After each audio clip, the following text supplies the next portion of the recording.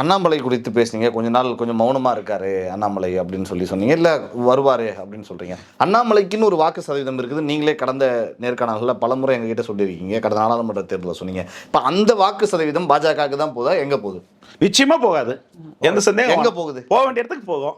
அதாவது எங்க அதை வெளிப்படையா சொல்லுமா?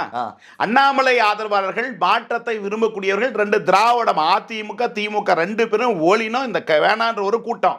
அது அன்பு கூட்டம், அது பாச கூட்டம், மாற்றத்துக்கான கூட்டம். அந்த கூட்டம் ஓட்டு இந்த மனமாற்றம் ஏற்பட்டு பாஜக நயனார் முகத்தையும் எடப்பாடி முகத்தையும் பற்றி ஓட்டு போட மாட்டாங்க.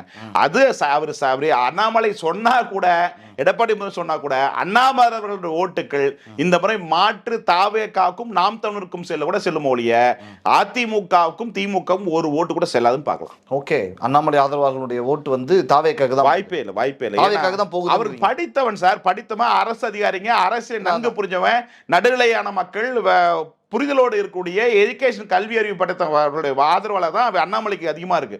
அந்த ஓட்டுகள் வந்து பார்த்தீங்கன்னா ஆப்ஷன் இல்லை, ஆப்ஷன் ஏ ஆப்ஷன் பின்ற போது எடப்பாடி ஸ்டாலின் இல்லாமல் மாற்று போகிறோம் விஜய்க்கு செல்வதற்கு வாய்ப்பு இருக்கிறது. 11.20% ஓட்டுகள்ல குறைஞ்சபட்சம் 7% வாக்குல அண்ணாமலைக்காக தனிப்பட்டு விழுந்த ஓட்டு. அது ஏன்னா இதே தனியாக ஒரு கட்சியோ அமைப்பு வந்தாருன்னா கிட்டத்தட்ட ஒரு 15% தகுதி படைச்சோட இருப்பார். ஏன்னு சொன்னா திராவிடம் அதிமுக நிகரான ஒரு கூட்டம் அவரோட இருக்குது. அது ஓம கூட்டமா இருக்குது. ஒரு நாள் வெளிச்சத்துக்கு வரும். அதாவது எப்படி சைலண்ட் வயலண்ட் மாதிரி ஒரு நாள் வெடித்து வெளியில் வரும். அப்போது இந்த கூட்டம் எப்பரா இருந்துச்சு எங்கடா இருந்துச்சுன்னு ஒரு நாள் பார்ப்பீங்க. இன்னைக்கு நான் சொல்லிட்டு போற பதிவு அழிய போதில்ல. இந்த பதிவு இருக்கும், ஒரு நாள் ஒரு பிறக்கும். அந்த நாள் இந்த காட்சியை எடுத்து கூட போடுங்க. அண்ணாமலை இன்றல்ல ஒரு நாள் தமிழகத்தின் முதலமைச்சராக வருவார், சாதிப்பார்.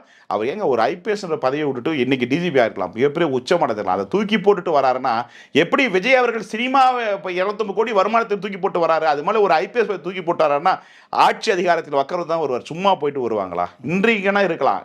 ஒரு சிங்கம் நல்லா சாப்பிட்டுருது, அப்போ போய் வேட்டாடுமா? ஆடுமா சொல்லுங்க? ஆடாது. ஒரு நாள் பசி வந்ததுன்னா ஆடும்.